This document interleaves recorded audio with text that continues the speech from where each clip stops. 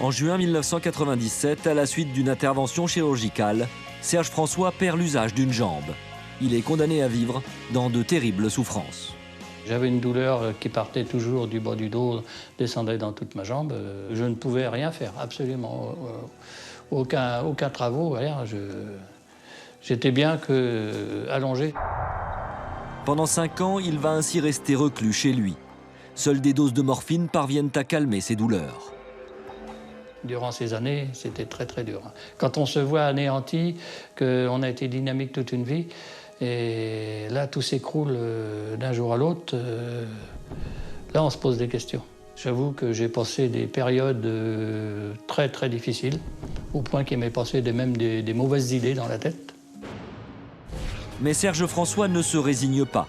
Le 12 avril 2002, aux côtés de centaines d'autres malades, il rejoint le pèlerinage de Lourdes. Dès son arrivée, les choses prennent une tournure particulière.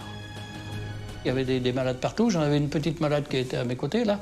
Et elle était prise d'une crise de sanglots. Je ne sais pas ce qu'elle avait, alors donc j'ai penché sur elle et je l'ai pris dans mes bras. Et là, je vais prononcer une phrase que je n'avais jamais prononcée de ma vie, à Lourdes ni nulle part ailleurs. Je lui ai dit, vous savez, Marie, elle est là, elle nous voit, ça va aller. Et là, à la suite de ça, j'ai ressenti un immense frisson qui m'a traversé tout le corps. Je me souviens, ça m'a serré fortement la tête.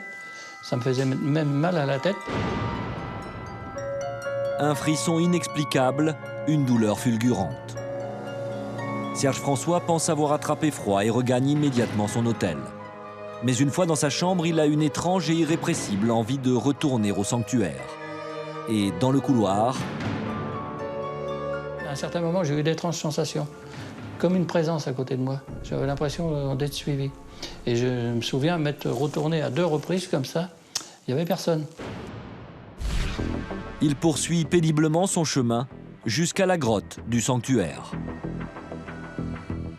À ce moment précis, là, j'ai été pris comme dans un tourbillon. Tout s'est mis à tourner autour de moi. J'ai été comme transporté dans un autre monde. Je me suis même posé la question, j'ai fait un malaise, j'ai fait quoi? Alors, je ne savais pas, enfin, honnêtement.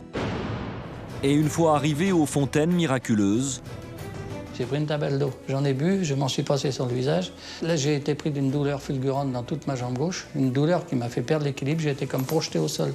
Alors c'était horrible, c'était même atroce. Il paraît que j'en ai même crié, d'après les personnes qui étaient à côté de moi. Quand il reprend enfin ses esprits, c'est le choc. Ma jambe, elle était revenue à l'état normal, comme avant mon opération. Hein. J'avais retrouvé mes capacités physiques, je marchais normalement, comme toutes les personnes.